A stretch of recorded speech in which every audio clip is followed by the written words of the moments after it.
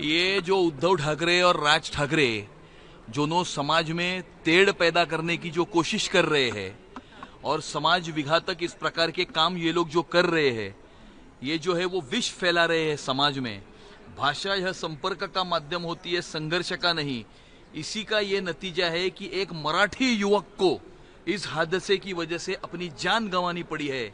मराठी मानुस और मुंबईकर उद्धव ठाकरे और राज ठाकरे को इसका सबक सिखाए बिना चुप नहीं बैठेगा। सेना नेत्री ने ये कहा है कि बीजेपी हिंदू मुस्लिम करती है, इसलिए हम मराठी और नॉन मराठी करते हैं। इससे ज्यादा बचकाना विधान कोई भी राजनीतिक नेता दे नहीं सकता और इस प्रकार से अपनी खत्म हुई राजनीति को फिर से एक बार जिंदा करने के लिए वो इस प्रकार से भाषावाद, प्रांतवाद, पाकिस्तान के झंडे फहराना, अपीजमेंट की पॉलिटिक्स करना, बम विस्फोट के आरोपियों को साथ में लेकर घूमना, रेडिकल इस्लामिक फंडामेंटलिस्ट एलिमेंट्स को बढ़ावा देना, समाज विघातक ताकतों को बढ़ावा देना, इस प्रकार के काम ये उभाटा के माध्यम से हो रहे हैं।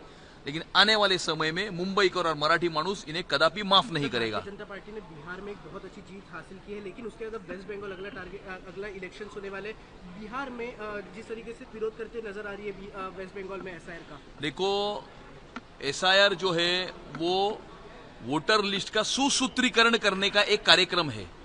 ये सभी राजनीतिक पार्टियों से हमारा ये अपील है कि वो एसआईआर का साथ दे।